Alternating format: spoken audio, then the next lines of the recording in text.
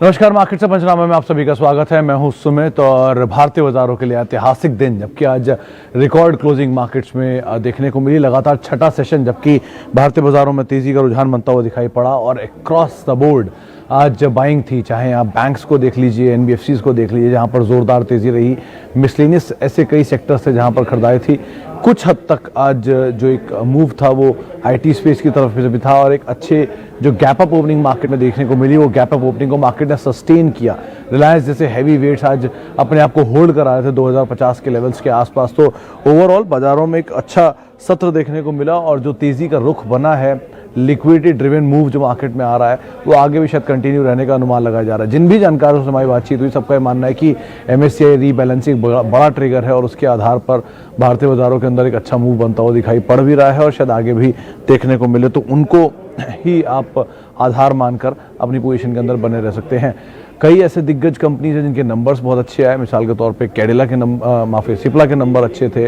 इसके अलावा अच्छे नंबर आज देखने को मिले थे फार्मास्यूटिकल स्पेस में डिविस के। सिप्ला हालांकि प्रॉफिट टेकिंग की चपेट में आया कि ऑलरेडी बड़ी तेजी दिखा चुका था।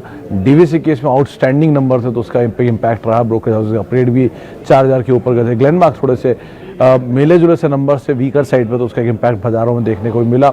अशोक लेलैंड के केस में भी ऑपरेशनल फ्रंट पर नंबर्स ठीक ठाक थे लेकिन बहुत ज़्यादा फायरवर्क नहीं, तो उसका भी इम्पैक्ट रहा। चलिए अब सवाल जवाब का सिलसिला शुरू करते हैं। पहला सवाल सौरभ धवन जी का है। ग्लैंड फार्मा के आईपीओ पर, सर सारे आईपीओ वैसे तो कंपनी को लेकर ब्रोकरेज हाउसेस काफ़ी पॉजिटिव हैं, लेकिन सबकी तरफ से एक तरफा ही एक बयान इसमें आ रहा है कि चाइनीज़ प्रमोटर है, तो थोड़ा सा इसलिए कॉशियस मार्केट होकर चल रहा है। अगर आपको लगता है कि हाँ लिस्टिंग गेन के हिसाब से आप रहना चाहते हो तो बात अलग है, लेकिन अगर आप लॉन्ग टर्म स्टोरी को इंटैक्ट या देख रहे हैं या फिर प्ले करना चाह रहे हो तो उसके हिसाब से आपको अपनी कॉल लेनी होगी। इसके अलावा टोरेंट फार्मा पर निधि राघव जी का सवाल है। राघव साहब, टोरेंट फार्मा करीब 2960 रिसेंट हाइज था और 3000 के ऊपर के इसके हाइज थे, ऑल टाइम हाई। वहाँ से प्रॉफिट टेकिंग आई और नीचे 2300 के आसपास ने एक पुल बैक लिया था, फिर दोबारा तेजी दिखाई थी। तो अभी ऑन द मिड है, ना बहुत टूटा है ना बहुत चला है, कंसोलिडेट कर रहा है एक रेंज में। इस लेवल से नीचे भी नहीं जा रहा है और किसी भी हाल में 2800 को पार भी नहीं कर पा रहा है। तो अभी तो एटलीस्ट आप वेट करिए। कंपनी में बुराई नहीं है, ब्रोकरेज हाउस से टारगेट भी 3200-3400 के, तो आप बने रह सकते हैं, कोई दिक्कत नहीं है इसमें अगर आपके पास समय देने के लिए है तो। अच्छा, इसके अलावा मदरसन सुमी 122 एक लॉट। आरती जी, मदरसन सुमी अगर नंबर्स के ग्राउंड पे आपने लिया तो आपको प्रॉफिट हो रहा होगा। आप उस प्रॉफिट को कल सुबह फर्स्ट हाफ में लेकर निकल सकते हैं। नंबर्स अच्छे आने का अनुमान है और बाजार ने बहुत हद तक इस चीज़ को डिस्काउंट कर लिया है। घाटे से मुनाफे में आ रहा है सिक्वेंशियली और अच्छे नंबर होंगे जिसके आधार पर बाजार में तेज़ी देखने को मिल रही है। तो अगर आपको वो मिल रहा है तो आप निकल सकते हैं, लेकिन अगर आप, क्योंकि आपकी फ्यूचर की पोजीशन है, तो आप दोबारा एंटर कर लीजिएगा नीचे, तो एटलीस्ट पार्शल तो आप निकल नहीं सकते, तो एक लॉट से तो निकल जाइए, वो ज़्यादा बेहतर रहेगा।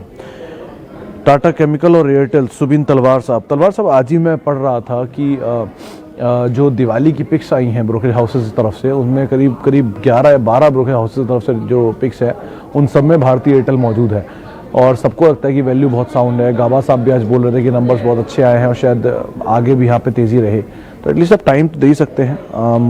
अगर आप थोड़ा सा समय देंगे तो ज़्यादा बेहतर आपको रणनीति यहाँ पे दिखाई पड़ेगी, ज़्यादा बेहतर प्रॉफिट चाहते दिखाई पड़ेगा, लेकिन टाइम आपको देना पड़ेगा, स्पेशली भारतीय एयरटेल को लेकर।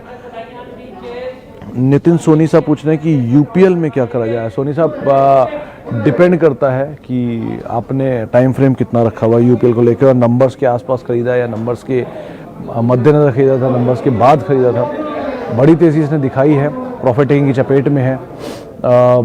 2 दिन में इसने इनफैक्ट अपना सारा गेन वाइप आउट भी कर लिया था, तो बेटर यही है कि एटलीस्ट आप अभी तो समय दें। अगर आप लॉन्ग टर्म के लिए रख सकते हैं तो कोई दिक्कत नहीं है। फार्म एग्रोकेमिकल स्पेस की दिग्गज कंपनी है, बने रहें। और नया खरीदना चाहते हो तो आप पीआई इंडस्ट्रीज़ को देख सकते हैं, डाइवर्सिफाई भी हो जाएगा और एक अच्छा विकल्प भी है।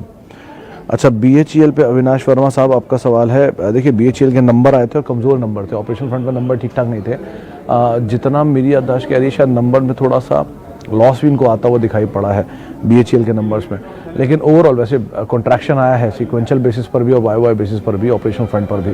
तो एटलीस्ट आप असेट को देखकर अगर बने रहना चाहते हैं तो असेट तो एमटीएनएल के भी काफ़ी बड़े हैं, लेकिन हाँ एटलीस्ट पुल बैक में आप निकल जाएं, वो ज़्यादा बेहतर है। बहुत लंबी टर्म की स्टोरी यहाँ पर नहीं प्ले करेगी नियर टर्म में।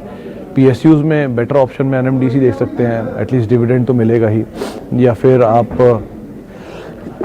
माफ़ कीजिएगा नाल्को देख सकते हैं जिसमें आप डिविडेंड पा सकते हैं। तो ये दो ज़्यादा बेटर ऑप्शन रहेंगे BHEL कंपैरिजन में। अच्छा, SBI, संजय टंडन साहब का सवाल है, 2 महीने का टारगेट। देखिए हमारी मानस से बात हुई थी तो उन्होंने कहा था कि 215 फिर 240 पार करता है तो और बड़ी तेज़ी आएगी। तेज़ी में ऑलरेडी है ये स्टॉक, तो आप स्टॉप लॉसेस के तौर पे इन्हीं दोनों को रखिए, 240 फिर 215 फिर 204, इन 3 को स्टॉप लॉस लगा के अपनी पोजीशन में आप बने रहें। और वैसे दिग्गज बैंक का तो फंडामेंटल में तो कोई सवाल उठता ही नहीं है, तो उस हिसाब से आप सोच सकते हैं। अच्छा, मारुति 8700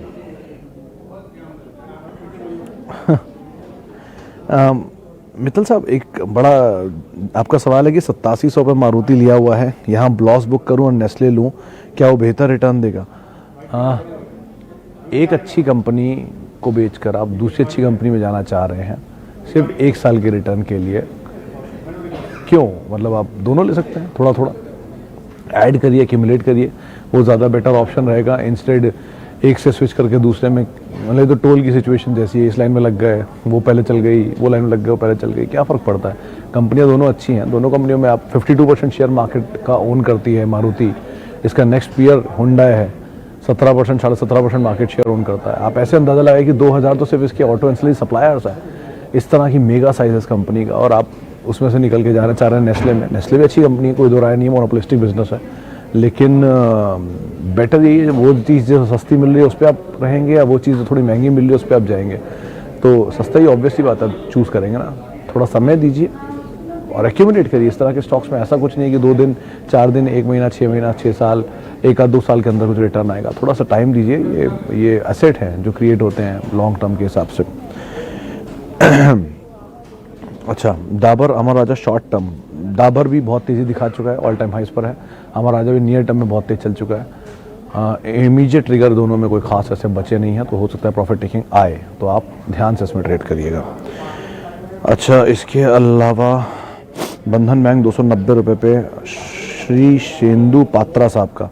पात्रा साहब, अगर आपका नज़रिया छोटी अवधि का है तो आप गेन लेकर निकल सकते हैं, थोड़ा बहुत जो भी आपको मिले, लेकिन मीडियम टू लॉन्ग टर्म आप एटलीस्ट को होल्ड कर सकते हैं। नंबर्स को ध्यान रखिएगा, किस तरह के एसेट क्वालिटी के नंबर आते हैं, और उसके बाद में रणनीति को आप बना सकते हैं।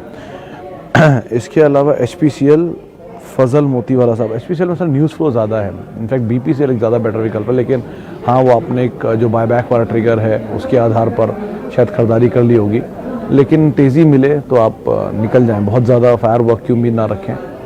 BPCL एक बेटर ऑप्शन है, कोई भी प्राइवेट प्लेयर से ले लेता तो शायद सिचुएशन और अच्छी हो, लेकिन दोनों ही कंपैरिजन में BPCL ज़्यादा बेटर है।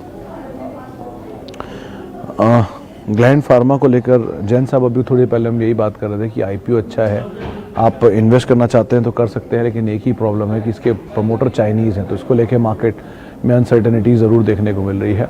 ब्रोकर हाउसेस से ज़्यादा कुछ थम्स अप ही हैं, सब्सक्राइब के ही सब्सक्रिप्शन यहाँ पर की रिपोर्ट्स यहाँ देखने को मिली हैं, तो आप एटलीस्ट टाइम दे सकते हैं, लेकिन वो चाइनीज़ प्रमोटर का एंगल शायद हमेशा ओवरहैंग के तौर पर ना रहे, इसलिए मार्केट थोड़ा कंजर्वेटिव है इसको लेकर। अच्छा, बहुत सारे सवाल आ रहे हैं।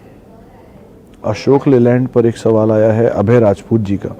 राजपूत जी, देखिए अशोक लेलैंड केस में नंबर्स जो इस क्वार्टर के आए हैं थोड़े से, मतलब अनुमान मार्केट में था कि एक घाटे से मुनाफे में आएगी, लेकिन घाटा ही कम होकर आया है, और ऑपरेशनल फ्रंट पे नंबर थोड़े से बेटर आए हैं, तो सीक्वेंशियल नंबर इंप्रूव हुए, लेकिन बहुत बड़ा कोई फायर हुआ कि बहुत ज़्यादा अच्छे नंबर तो नहीं है, तो और बड़ी तेज़ी दिखा भी चुका है अशोक लेलैंड, तो हो सकता है थोड़ी प्रॉफिट टेकिंग प्रिवेल करे।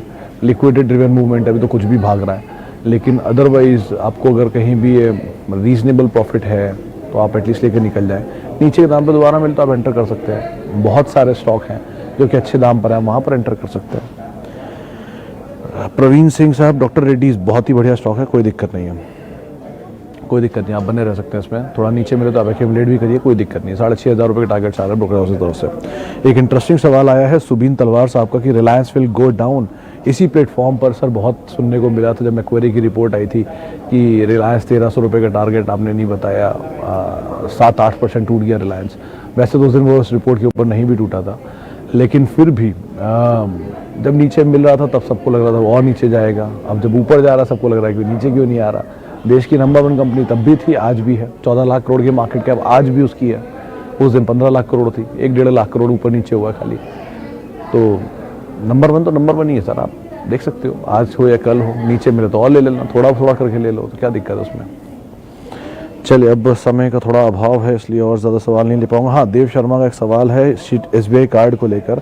हाँ, SBI कार्ड आप ले सकते हैं, इसमें एक ट्रिगर भी है नियर टर्म में। MSCI की जो रीबैलेंसिंग होना, उसमें कुछ पैसा इसमें आने वाला है, 750 करोड़ रुपए जो ये बता रहे थे मुझे कि आने वाला है। तो वो ट्रिगर चलते शायद एक आध दिन में बड़ा मूवमेंट आए, लेकिन ऑलरेडी भागा हुआ शेयर है, तो लंबी अवधि के लिए आप थोड़ा अवॉइड करें। छोटी अवधि के लिए आप एटलीस्ट ले सकते हैं, नीचे के दाम पर मिले तो आप ले सकते हैं। 18% मार्केट शेयर ये ओन करते हैं अपने सेगमेंट में, जो कि सेकंड बेस्ट है HDFC बैंक के बाद।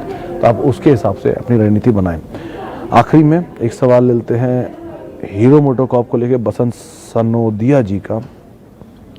आपने खरीद रखा है, खरीदना चाहते, क्लियर नहीं है। अगर खरीद रखा है तो आप बने रह सकते हैं, ऑब्वियस सी बात है। अगर आपने खरीदना चाहते हो तो यहाँ नहीं, नीचे के लेवल पे मिले वहाँ खरीदें, वो ज़्यादा एक अच्छा ऑप्शन होगा। दुनिया की नंबर 1 ऑटो 2 व्हीलर कंपनी की आप बात कर रहे हैं, जो कि अब हार्ले डेविडसन भी खरीद चुकी है, तो उस हिसाब से आप अपनी रणनीति रख सकते हैं, खरीदारी कर सकते हैं, कोई दिक्कत नहीं है खरीदारी करने के लिए। चलिए, अब इतने ही सवालों को हम शामिल कर पाएंगे। माफ़ी उन लोगों से जिनसे हमने बातचीत नहीं की, और बहुत बहुत शुक्रिया उन लोगों का जिनसे हमने बातचीत की, जिनके सवाल हमने लिए। आप मेरे साथ जुड़ सकते हैं @SumitResearch, ये मेरा ट्विटर हैंडल है। नमस्कार।